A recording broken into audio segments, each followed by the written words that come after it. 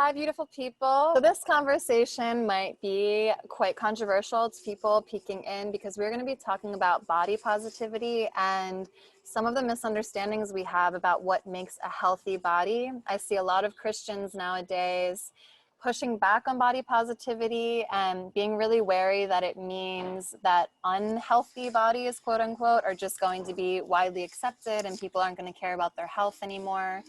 So this conversation is going to ebb and flow and get into those complicated territories. And you're allowed to have your own opinion, but I also hope that you will just open your ears and your mind and your heart to hearing a perspective that is different, because simply vilifying people or looking at their body in particular, judging someone based just off of what you see, is never the way Christians were meant to be. So let's challenge ourselves to go deeper right now with Dr. Lex. She is a couples clinician who helps reduce conflict and sexual shame through therapy, education, and liberation. We love freedom and liberation here on God is Gray. She's also a certified sex educator, best-selling author, keynote speaker, curriculum designer, and grand rounds lecturer. It's her mission to deliver sex-positive, comprehensive, gender-expansive, adipositive, culturally diverse, queer and trans-inclusive, medically accurate, shame-free sex education. Oh, that's really long. I need to work on that. It's really long, but thank you. Thank you for having me. It's so nice to be here. Of course. It's not too long though. I mean, it's concise. It's like not redundant. So my one question, adipositive, ADI positive, what is that? I'm not familiar. So like adipose as in fat. So I consider myself fat positive. I'm a Oh. fat person. And I like to fight the shame and the stigma that comes with fatness, especially around sex and sexuality and reproductive health. So being adipositive means that fat isn't a horrible word. People are like, you're not fat, like you're not ugly, like don't say you're fat. And I'm like, I didn't say I was ugly. I said I was fat. Oh, interesting. That immediate correlation, like it's an immediate negative connotation to the word. Right. So like being fat means ugly. Like you can't be fat and beautiful at the same time. Like you can. Yeah. Well, let's dive right into that because that's really interesting. We definitely are going to center a lot of this conversation around shame and freeing ourselves of shame. That's crucial to any conversation about sexual and spiritual health. But on this in particular, it's like one of the things that I've noticed is a lot more conservative Christians have been talking about body positivity is taking it too far. You can't just be fat and be proud.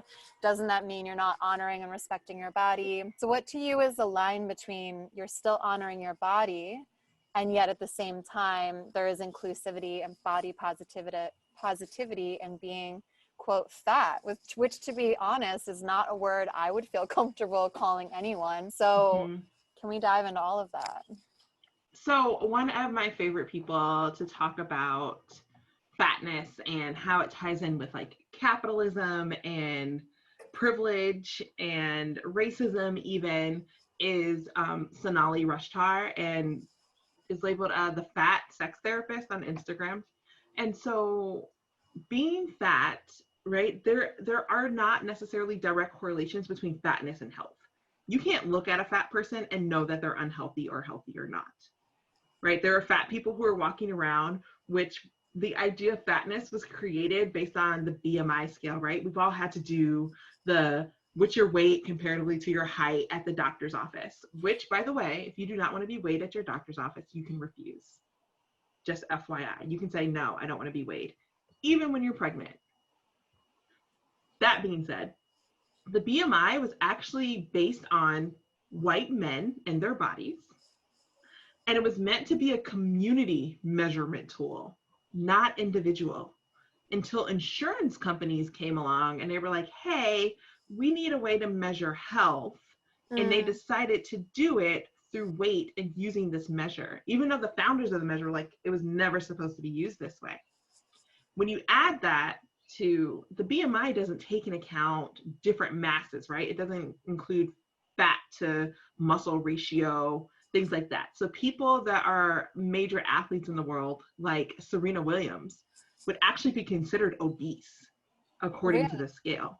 Oh, because okay. of her weight to height ratio, right? Interesting. Now, Hmm. doesn't that like blow your mind? So this person who's playing hours of tennis and is super strong and is super muscular would be considered obese based on this scale, right? And so there are also people that, and you've seen this, people that are unhealthy that have slender bodies, who have diabetes, who have thyroid issues, who have PCOS, who have endometriosis, and all of these other things as well. Of course. But it's really masquerade, like it's a mask behind, are you healthy, versus I'm uncomfortable seeing a fat person.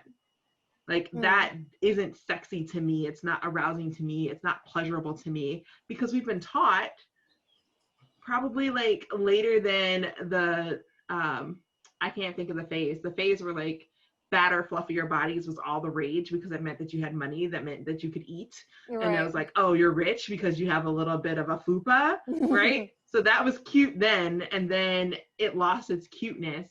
And now it's sexy to be more slender, or based on your culture, thick, right? So you're supposed to have some type of curves, but not too much curves, Yeah. because then that's bad. But it's also, it's just often just a masquerade behind health. You're not really worried about my health. You're like, I don't know if I want to be next to you, or you're believing some idea about fat people, that fat people are lazy, that fat people are criminal, that fat people aren't hard workers, which is the same thing as lazy, right? But something Yeah. about that they're greedy, and you never know. You don't know about their bodies.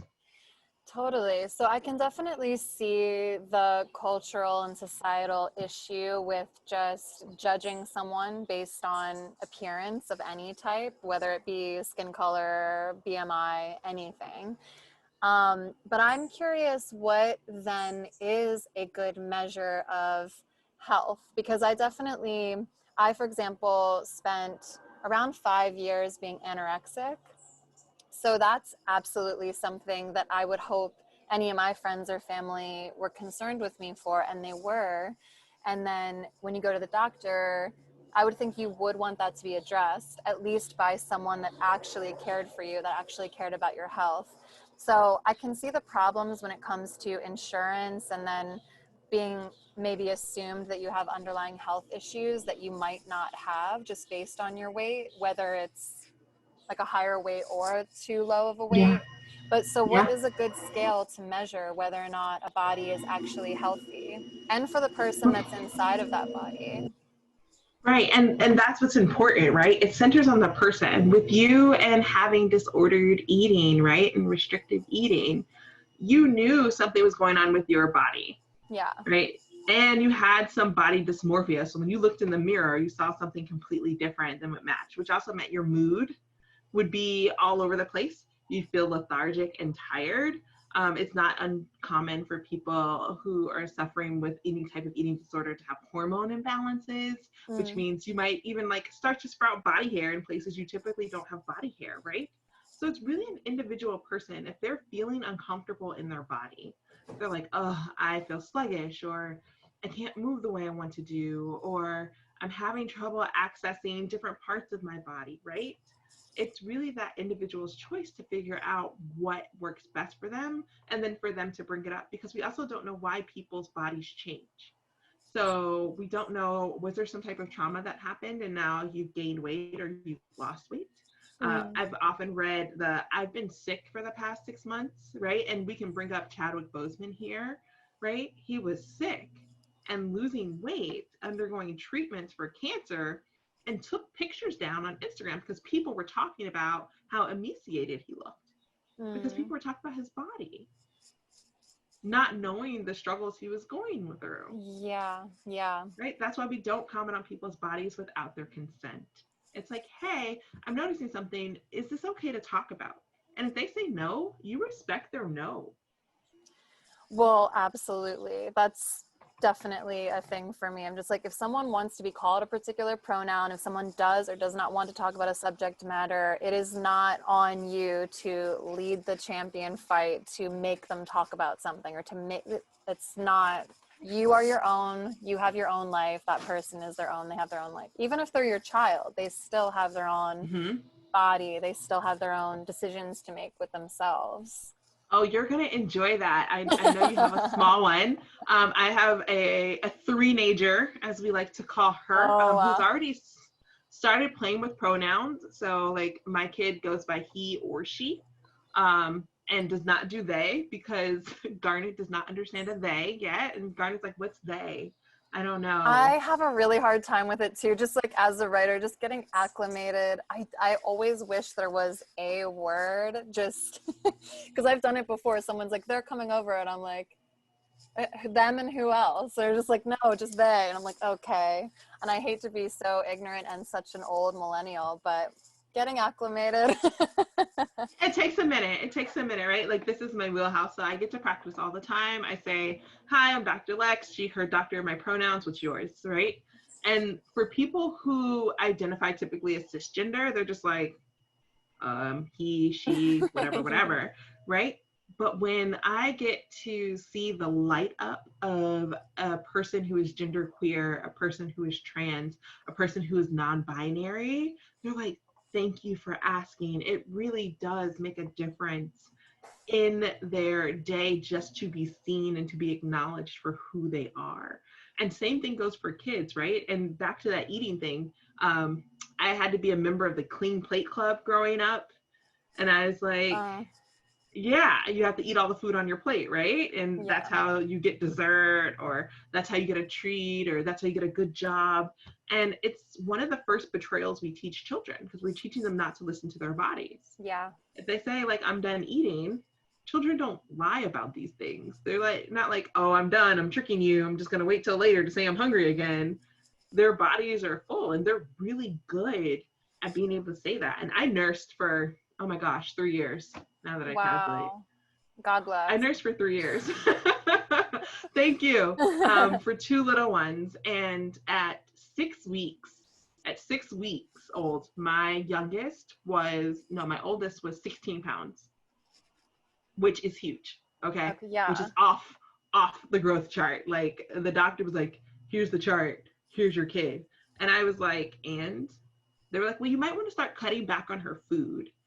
And I was like, at 6 weeks, you're telling me to put my child on a diet because my child is larger than anybody else on the growth scale right now. So and my child was exclusively breastfed.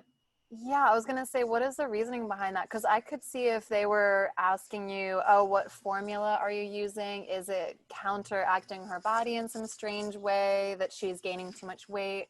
But for a baby to be on the breast and just growing at that rate, I don't, like, what was their argument to it? Because she was so large. That's why. And that was it. How is she now?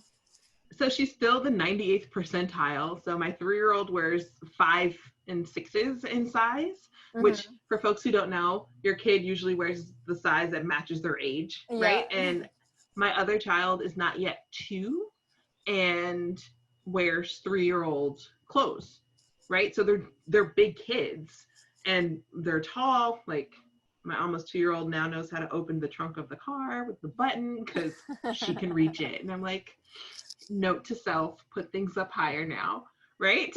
So our Christmas tree will just definitely be decorated the top 1/3 this year because they can reach everything. But I'm a large body person, but I'm also tall, right? Like I'm 5'9", which is taller than national average. My partner is tall, so we're just bigger people. Yeah, so and since your children would be they're just following us. Yeah. Mine I couldn't believe that. And yeah, I think I have a lot of questions about this because I really haven't embarked on a conversation and I haven't thought about it too deeply really, except for worrying about body dysmorphia in my child or in my friends, and then being concerned with just health and making sure my child is active and feeling positive about himself and the body that he's in and everything. So what's the balance between, yes, that needs to be truth so everyone can live as God made them to be, versus how are we still advocating for health in those bodies, whatever the body type may be? Right. So I think that comes from individual empowerment, which goes against the systems, right? Because health is also a very labeled term. We can say that people who have pre-existing conditions, kids that are born with diabetes, aren't healthy because they were born that way. Yeah. Right? So that's really hard because there's nothing they have ever done besides be born. People are born with chronic disease. People have autoimmune diseases that pop up. That doesn't mean that they've been leading unhealthy lifestyles. It means that there's something in their bodies and DNA. So health is a really latent term that isn't necessarily fair, right? So we talk about decisions, and also food doesn't have morals, right? It's not like I'm an evil food. Like, we ascribe meaning to food. We ascribe meaning to calories. 353 calories of donuts is 353 calories of strawberries. Like, they're all calories. They're all calories.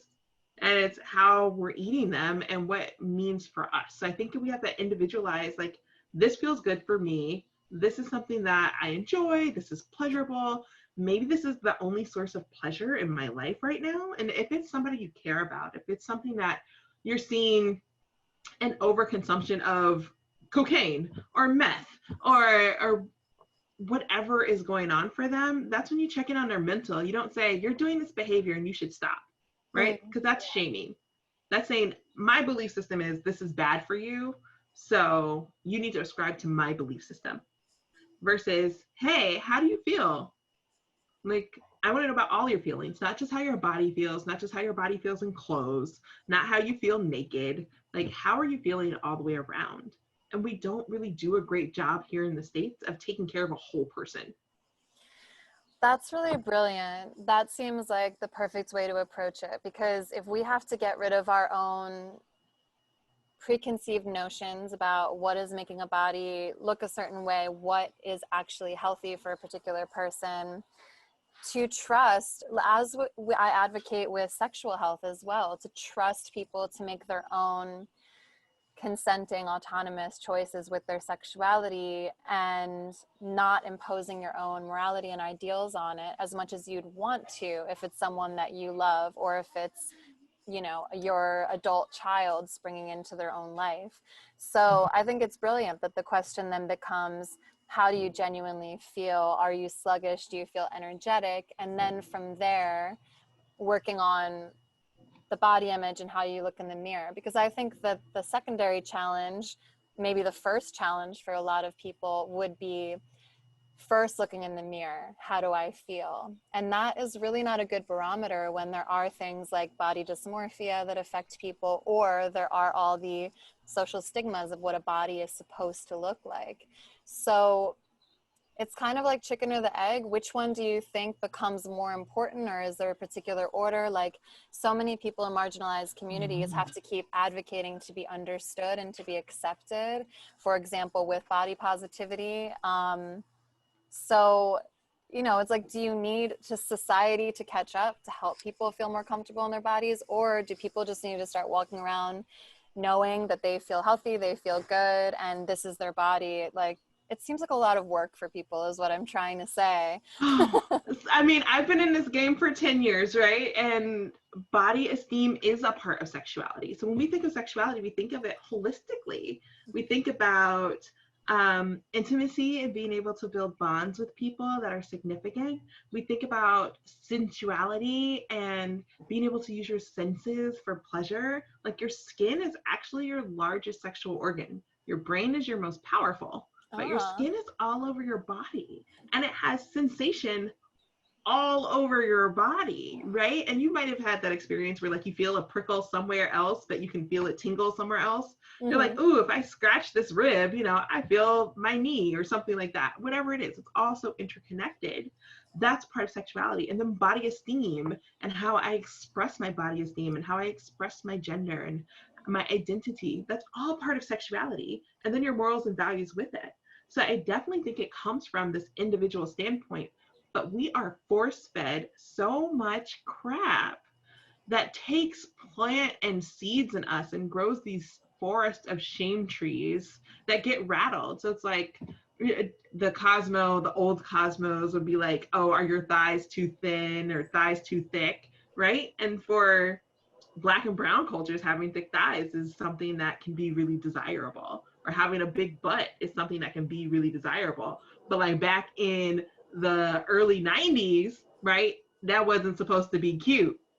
No, not at all. I mean, as someone in the industry, like, I've been modeling for a long time, and then when you trace advertising, and you really see that the inception of what was called the heroin chic era, when Kate Moss came onto the scene and Calvin Klein was shooting these ads where everyone really looked like they were having drug problems, and they all had what you could argue looked like unhealthy body types, but then they were really propped up as the ideal, which was a shift from a still very unattainable body type, but at least Cindy Crawford and the like had, you know, their bosoms and their curves. So we've watched these things change and progress or digress according to different decades.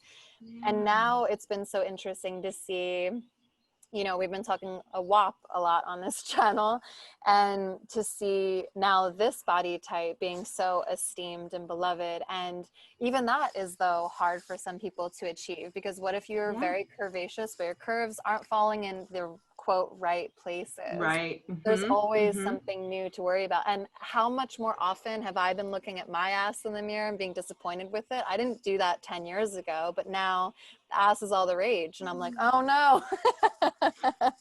So it's like there's always some standard that we're trying to live up to. And like you were saying, I don't know what era this was, but there was a particular time where if you were like a peasant, you were in a field working, you barely had access to food, so you were skinny and tan. Fast forward 100 years or something, and that is the thing that everyone wants to be, when back in the day it would have meant you were broke and had nothing to your name. Right. And that's what I'm talking about. It's so systemic and it's so cultural. I've had clients who refused to take their mental health meds because it made them lose too much weight. They were like, no, I'm too thin when I take this med. I'm not taking it, even if it means the way I move in the world isn't ideal. Wow. Because it's affecting my body esteem. And that's how important this is to people.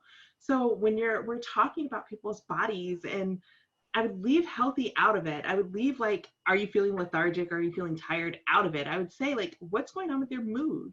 How are you handling, especially because there's been all of this fat phobic nonsense around COVID-15. It's like, don't gain the COVID-15, which is like the 15 pounds during quarantine. Okay. Which is trash. Like, it's a pandemic going on. People are being exposed to all sorts of things. And like, we still have the administration. We have an entire racial going on as well. Yeah, some people might want to eat. Some people might want to eat to cope, right? And to say like, I was fat before quarantine. So you're saying you don't want to come out looking like me? Like, ouch, best friend. Thanks, mom, right? Yeah. That's really hard. And so that's where it can be hurtful. So if you're not that person that person wants to talk to about that, you got to respect that. But that's definitely stuff you get to explore. Like, how come this bothers me so much? What is it about it? Maybe it's because I never had permission to be this free, to explore my body in this way. Maybe I've definitely been told this as a microaggression as a fat person. Being as big as you, I wish I could have that much confidence. And I'm like, are fat people not supposed to be confident because we're fat? And I'm a smaller fat person, right? Or maybe a medium fat person. No, I would say smaller because I'm about the national average, right? A 16 to 18, which is the national average of body size of women in America. So like for people who are like super fat, they get so much crap. It takes longer to get them diagnoses at the doctor because the doctor is like, well, you're feeling sick because you're fat. It's like, I don't know if that's what this is. And I've seen people who are like, actually, I had stage 2 cancer and the doctor didn't run tests on me because I'm a fat body person, right? Or people make fun of folks when they're going into a store or places aren't accessible because of size. And everybody deserves a right to be able to exist and be able to have access to all of the things they want to have access to based on their size. But it's usually behind the facade of, oh, this is unhealthy versus you make me uncomfortable. And I don't know why you make me uncomfortable. Well, it's cool that you're saying that it all correlates to sexual health, because I see so many parallels in the conversation. I admittedly can't relate fully to obviously a lot of your experiences. At the same time, I feel like there's so many commonalities just between the way we observe our bodies. And I could see thinking something like that about a very sexually emancipated person or a woman that was heavier and just feeling free in her body, because those were two things that I was taught again and again, pounded through my entire life, that you are not allowed to feel comfortable or at peace or joyful if you're these two things, sexual emancipated, or you have a body type that's not what I'm seeing in every single magazine. So I think a lot of it does come down to the lack of feeling free to actually just be either of those two things. I'm always hearing dissenting comments as I'm having conversations with people, because I do get, you know, hater comments, and those people are all welcome to the conversation. I hope any of you are listening and you're just actually being open-minded and receptive, because I think a conversation like this is difficult for people to hear, the same as a sexual emancipated conversation. Because the concern is, well, where is the line? How do you draw the line? And let's say not for other people, but for yourself. So if your body wants to be something that you're not allowing it to be because of all these cultural norms, then at what point do you actually just release yourself? Because with sexuality, I would say there are definitely limits, because then you have the rules of enthusiastic consent and, you know, honoring your body in specific ways. So then what kind of really healthy thoughts can we put towards allowing our bodies to expand if they want to, or become smaller if they want to, without worrying that we're going to let it go too far and then get into unhealthy territory? So I think that's such a good question, right? Because you're trying to figure out what's best for you. And I think you already said it, that key in honoring ourselves, right? So one is, and it's something that a lot of people who aren't pretty much cisgendered, heterosexual, Christian, and white aren't taught, is that what they think and feel is actually true. Yeah, What no, you think and feel is actually true, no, we're right? taught It's the not opposite. wrong. There's no baseline that you have to go off of. Like, your thoughts and feelings are true. And Your heart oftentimes is deceitful. Your feelings are from the devil. yes, right? All of this is whispers, and you need to follow the righteous path, right? And it's like, but I want to go this way. I don't want to go down. I want to go this way, right? And I feel that all within me. So it's trusting yourself to not gaslight yourself, because it is a form of abuse of saying like, no, you're not right. Yeah. Oh, that's a lie. What you believe is not okay. And it's like, is it though? I'm pretty sure it's been a while I've been believing this, right? So that's how you start to carve out that line of like, this is pleasurable, right? And so I don't just mean like pleasurable sexually. I mean, when's the last time you got to frolic in your body and just enjoy pleasure, whether it was a cool breeze on a hot day, whether it was feeling cool water going down your throat into your belly? Like, those things are pleasure, whether it's to feel softness on your skin, that's pleasure. And I don't want you to think that body positivity is always like, yay, this is my body. That's not necessarily body positivity, despite the fact that those are the words that go together. It's Mm-hmm. more like, I accept my body for what it is. Today I'm struggling with it, and that's okay. Like, it's still my body. I still appreciate it. I'm not going to punish my body or myself. And you've seen people like that. Well, I will only be able to get this thing if I lose 15 pounds, right? Yeah. Why are we punishing ourselves? Especially if you're a Christian person. Like, I don't believe in suffering for goodness, especially for Christians. Like, God gave his only begotten son so you wouldn't have to suffer. And he's all merciful. So all you have to do is ask for forgiveness. Mm-hmm. That was, I mean, I'm a recovering Baptist. I will say I'm a recovering Baptist. Being a Black person from the South, I am a recovering Baptist. But that was the premise I understood when I was in church 3 and 4 days a week. And Yeah. so I didn't get that. I'm like, but God doesn't want you to suffer. That's why he sent his son down to do all the suffering for you. Mm-hmm. Why are we still purposely trying to make people suffer for I know. It's what? like we're always trying to earn what we also are being taught is freely given. It's a contradiction that I see so often in sermons. I am curious too about your Southern Baptist Black girl experience, because prior to this conversation, we were just talking about how I often receive letters from the women of color in this beautiful community here. And a lot of you have pointed out that the Black girl experience and the white girl experience is different in several ways as far as purity culture goes. So I'd love to address some of those differences. Well, because it was funny. I've been talking a lot about WAP too, Yeah. because I love the song. I love the premise. If you didn't get it, because that might not be part of your experience and context, they had nursing statues, right? So the statues in the beginning of the video were nursing. Like it was milk shooting out of their boobs and they were still sexy, which is a whole nother thing for parents who chest feed and nurse, and the fact that they can still be sexy. Whole nother movement, whole other conversation. Yeah. But Black people in this country, we have such a tumultuous history that is traumatic, that has literally changed our DNA, right? And there is a grafting of Blackness onto white culture because we literally had our culture robbed from us. So the enslaved people, before Black folks were enslaved, before Africans were enslaved, there were colonizers, right, on a ship who were off the coast of West Africa, and they saw women that had on no bras. They saw bare-chested women and were aroused. And because they were aroused, those women were automatically sexy. Yeah. And wanted sex, right? Just like existing, like, and bras aren't even like that great for your boobs depending on the size anyway. And they saw them and were just like, oh, they're sexy, so they must want sex. And that's what started to beget this idea about this hypersexualization of Black and brown bodies. And then we bring on enslavement, and then we talk about the ways that Black and brown bodies come into puberty. So oftentimes they can come into puberty as early as 8. Wow. Right? Mm-hmm.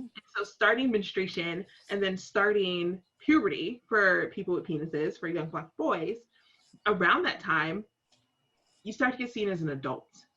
So Black children, brown children don't necessarily get that innocence of childhood, right? That forgivingness of childhood. Now it's, oh, well, you're an adult and now you're accessible for sex, no matter how old you are. Or it's thought that you're already having sex. So I don't know in your community, but in my community it was like, oh, look, her hips spread and that means she's having sex. No way. Despite the fact that hip spreading is a natural phenomenon that happens with puberty. Natural phenomenon. Well, not me. I had to wait to be pregnant to get my hips to spread. Lucky like, you. yes. No, oh my gosh, I definitely had pubic symphysis. So my hips spread extra from pregnancy. But yeah, so like just hip spreading. So I remember being 13 with my nephew, and people kept asking me how old my son was and when I had my son. And I was like, I've never been pregnant. And at that time I was kind of naive to think like, wait, you think he's my kid? Like, well, he's my nephew. And I'm not sexually active, so I don't really understand that. But there is this understanding that you're already so sexual. And then we put the Christian lens on it, right? So you're supposed to keep your legs crossed. You're supposed to be a lady in the streets. You're not supposed to do anything too sexual because that's the Jezebel. Yep. And the Jezebel is only one Black sexualized stereotype.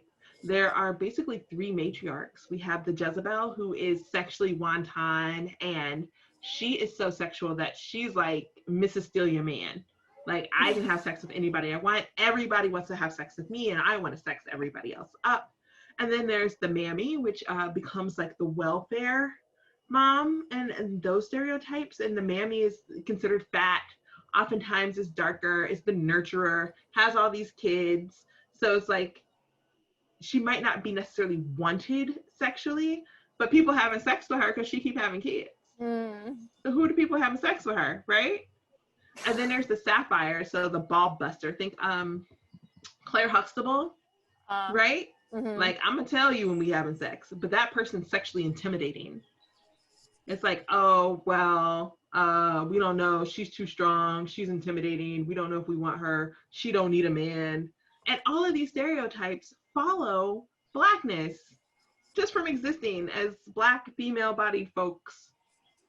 That is put on us. So that and the Christianity of you need to be a good girl. People already see you and already want to just use you for sex. So you can't have sexual pleasure. You can't show sexual desire because that means you're a whore. Yeah. I Mm-hmm. feel like white girls only have two. We just have Virgin or Madonna. I mean, Virgin, Madonna, or whore, Jezebel. Right, right. Yeah. And it seems like there's almost no in between. It's just like you're one or the other. And the Madonna goes into marriage and being the perfect wife and everything. And the Jezebel is like any single girl, any girl that's just living on her own or just living with her boyfriend in sin, all of that stuff. Oh my goodness. Can you imagine? Getting to know somebody before you actually want to get married to them and live with them forever. Yeah, it's a No. wild concept. Oh, so yeah, definitely. I do think that, and there's a whole like slut versus stud, and it's not the same kind of dynamics for men and boys. It's like, oh well, go sow your seed, get it out, and that way you can settle down for marriage. Well, I think the men are really interesting too, because this was just a theory I have running. Let me know if you agree or not. But Okay. the intimidation that either boyfriends, husbands, or fathers have when a white girl dates a black man, I think it just goes back to over sexualizing the black man, assuming that his genitalia looks a certain way, being intimidated by that stereotype, being horrified that your daughter would be overcome by that sort of sexuality. Do you think that's where that intimidation and fear comes from? Oh, I always thought it was the eradication of whiteness. Go into that. I don't know what that means. So, Oh, right, like stopping our race from being pure? mm-hmm. I Yeah, don't because the idea that the one drop rule, like we ain't come up with that, but there's this idea that once you're a little bit black, you're black. And I so think that's just white people wishing they were a little bit black. I Like don't know what that was. I found 1% in there. I don't know. That is a thing, right?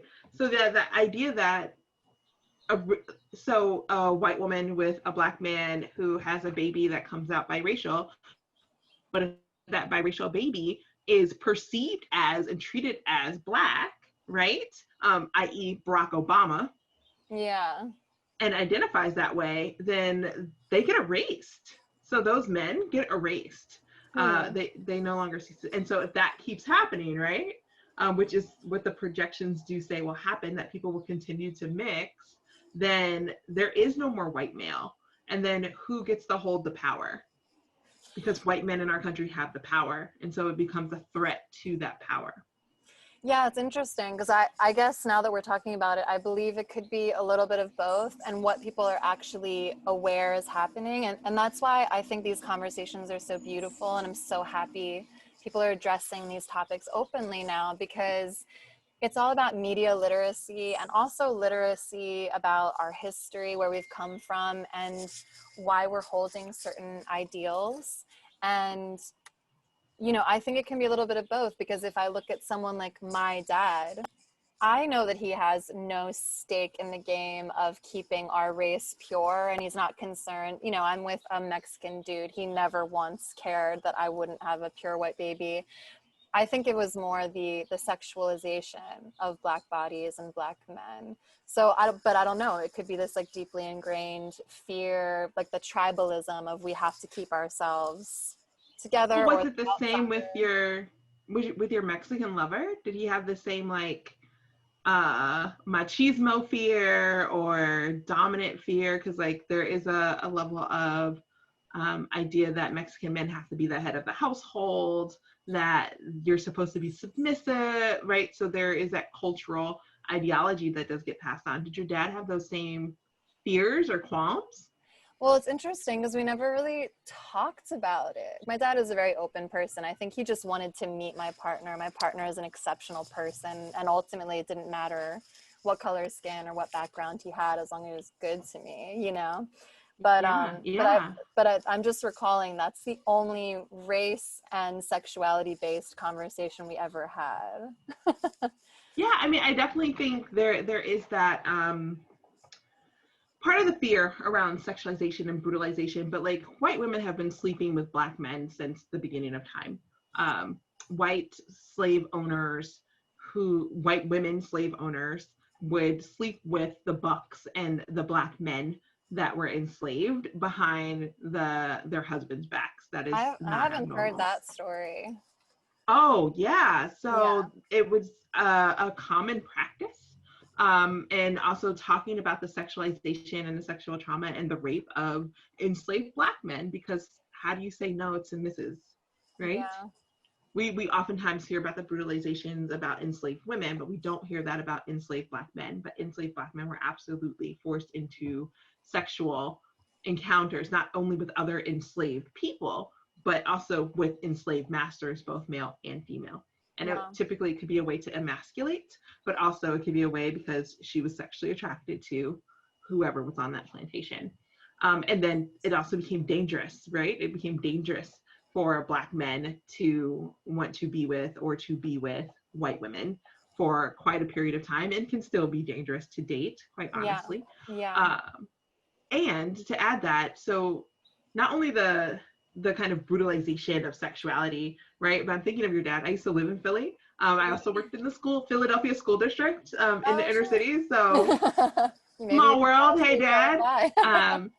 So there is that idea of, sure, she's with a black man, but the question becomes what makes them work, or what is it? But also the idea that sometimes there's been a putting down of black women because white women are the ideal. Mm. They are the trophies. They are the symbol that you have made it. And that's great. Like, if you want to be with a white woman, go be with a white woman, rock out. I hope you all have a consensual, wonderful relationship. The issue is when the crap comes down because black women are too this, or they're too loud, or they're too intimidating, or they're too independent, so I chose a white woman. Yeah. And that's where that dichotomy gets really messy and really hurtful, and also like just really untrue. So it's just like, no, we don't really care that you're dating a white woman. Like, go be great, but you don't have to crap on us while you're doing it. So do what you want to do. I find that a lot of these fears and stereotypes come from our presumption about what someone else would feel. Like, I talked to my friend, she's also a sex educator, named Coach Ema. I don't know if you're familiar. She's wonderful, but she was talking about how she was like walking her dog out somewhere and a white woman was passing her by, and she became immediately fearful, assuming that she was being judged by this person. And then you have conversations and you realize sometimes we're both afraid of each other, and we're both afraid to have these conversations, and we're presuming too much about what the other person might be thinking about us. So what kind of ideal world do you see? Like, where should we be heading from here? Obviously, this beautiful wave of Black Lives Matter started really opening up these conversations, but I've also noticed fear around it of what's too far, what am I allowed to ask this person? You don't want to make people do mental labor or educational labor without being paid or without being acknowledged. So I feel like there's a lot of confusion around where do we actually go from here, and what are we promoting? Are we promoting absolute equality? Are we promoting that each culture gets to raise their flags high and be proud and maintain it? Like, what are some of our larger goals around this, especially when it comes to sexuality and how we interact in that way? I think it's liberation, right? Equality is cute. So liberation is different from equality. Equality is everybody gets what they need. No, equality is everybody's equal. Equity is everybody gets what they need, Mm-hmm. right? Liberation is there are no obstacles to get to the stuff that we want. I would like to remove the obstacles. So removing the obstacles to sexual pleasure, removing the obstacles to sexual knowledge. Yeah. And we do this from pretty much birth for folks. Mm-hmm. And people are I'm in my almost mid 30s. Yeah, so mid 30s. And I still meet adults who are like, I never had a sex talk. And nobody ever talked to me about the pleasure of my body other than it was wrong and it was bad to feel this way. Or nobody ever told me that I could say no to starting a sexual endeavor and stopping it. So I've always just had like unsatisfying sex. And I'm like, wow. Mm-hmm. Okay. Nobody ever told me when somebody says no that I'm supposed to stop. They told me that I'm supposed to keep going until they actually acquiesce. And I'm like, don't do that. That's coercion. Stop that. Yeah. Right? So I think that that liberation comes from removing some of these obstacles where, one, whiteness is considered the baseline of normalization for some reason. Everything is compared against whiteness. And it's like, well, no, it's not the baseline of anything. It's just another caveat in the chart, right? And that is really like your work. That is your colleagues' work. Your sex educator friend, Kachima, is that how you say her name? Coach Their Yema. name? Yeah. Coach Yema. Yema. So Yeah. Coach Yema like has a reason to be nervous Yeah. when she does see this person who is white, like depending on the neighborhood, because Ahmad was running through a neighborhood and died and was murdered, right? Just for existing. And so existing in black and brown skin is threatening to some folks. Having fun, being at a pool, driving in a car, being asleep in your bed. Yeah. Mm-hmm. Just from existing in this black skin because it has been weaponized, right? You are dangerous because you are black. And that is really hard. You are dangerous because you are brown, right? According to our administration, you're a bad hombre just because you exist in this skin that looks a little bit different than quote unquote what's normal. Yeah. So I think it's the removing of those obstacles and dismantling of these larger systems. We have to stop doing the default as whiteness because it's not. There's so many other cultures and colors and ways of being that are beautiful and amazing that deserve to be embraced and honored as well. And then holding people accountable for their belief systems of when they're reenacting that trauma. Like, no, this is traumatic, bruh. Nope, go do some work. So yes, there's Google, there's knowledgeable platforms. And then if somebody consents to doing that education, if somebody consents to saying like, hey, yeah, I'll have this conversation with you, I'll take on that labor, then great, sit down, shut up, and get all of the information that you can get, and then take it back, and then it's your job to interrupt. So Thanksgiving, if you're still celebrating Thanksgiving, it's not going to be a simple, easy, fun conversation, right? We're not dressing our kids up as Indians, which are native indigenous people anymore. Mm-hmm. Like, it's not cute. It's people who have literally been eradicated and we've taken over their land. Let's talk about that. Yeah, right? Absolutely. I love what you've said earlier about, like, in our household, for example, me and my partner, before we had the baby, kind of agreed to stop using the word normal. And when you take normal out of sex, out of eating, out of race, out of any kind of system, all of a sudden you're allowed in that space to really consider anything normal. And that doesn't mean perversion and outlandish evil that you're doing unto each other. It just means that when you say normal, check yourself. What are you calling normal? You're saying this body type is normal. Are you sure that it is? Because if you go across different continents, if you look at different body types, if you even look at the statistics of what kind of body types have, your normal is probably pretty off and based in something quite strange. Your normal sex, also, foot fetish is actually statistically incredibly normal. So it's like, what is normal? Break the idea of what that is. Right. And remember, like, because of the shame that comes with all of these things, people lie. Like, I'm not going to tell my doctor I have a foot fetish. Like, you will never know I suck toes, right? So, like, it's not been part of that conversation where people have felt safe enough to be open. And same thing with race and same thing with body. Like, I don't feel safe enough to tell you what I didn't eat today.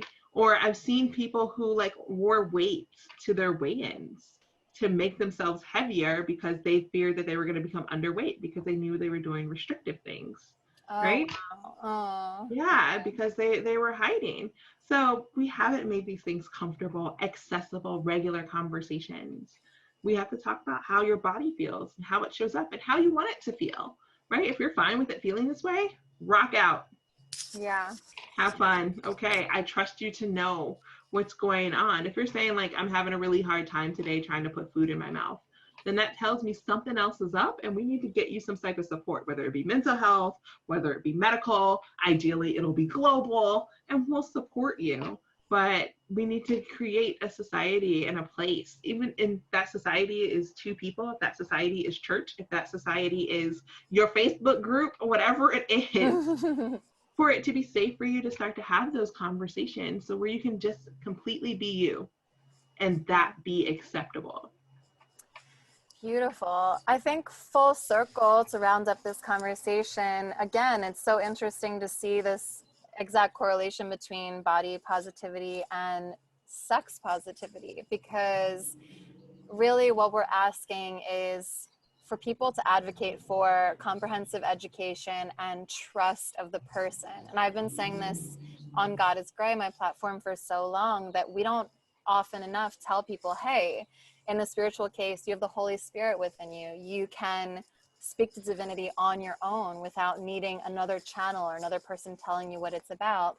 Same thing with your body. Like, you can have a doctor that you trust help guide you in certain ways, but the only person that knows the real answers is you. And if you have enough education, empowerment, and self-love to actually answer those questions honestly and be willing to put in the work if you are unhealthy, or if you are perfectly healthy and you have to work on the way you see your body as it turns out your body just wants to be, then that all comes down to you.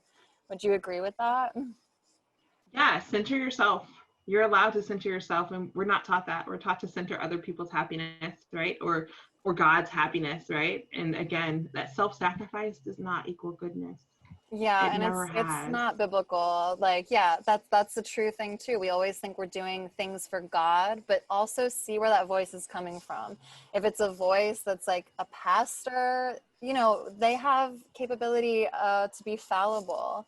They don't know 100% what's going on all the time. So if a person is telling you God said, you're still allowed to check that. That might not be true. Please check it. Please check it. Like, yes. Because Exactly. everybody has their own interpretations. That's the hard thing about religion and spirituality, is people have their own interpretations. And sometimes a lot of people agree and just a few don't. And sometimes a lot of people don't agree. And if we're going with, again, being a recovering Baptist, I learned a lot from Deandrea Blaylock Johnson and Brittany Broda Smith, who are all like Christian sex educators and therapists. But if you're going to go by this word of this being who loves you thoroughly and with all of your flaws and who knows you intrinsically, then how do you love yourself to honor that too? I love that. Beautiful. If you want to reach me, I would love to talk to you, to hear from you. I am Lex, Lexx, sex, sex, doc, like doctor, doc.com. And I'm Lex Sex Doc across all platforms. So that's Facebook, Instagram, and Twitter. I don't have a TikTok. I'm still that awkward middle school girl who like is a little like nervous about these types of things. I know I'm But trying, and I don't know if I'm doing well or not. I was a nerd. I'm still a nerd. I'm the coolest nerd you will ever meet, but I'm still a nerd. I believe And that. some of those things are just like, awkward. It's still weird to me that people actually want to talk to me on a regular basis. I'm like, really? Okay, sure. So I'm so honored to be here. I love being able to have these conversations and to take part of it. So just thank you for letting me come and join and add some stuff to your platform. Yes, thank you so much for being here. We love you all so much. Thank you. Reach out to Dr. Lex, and God bless.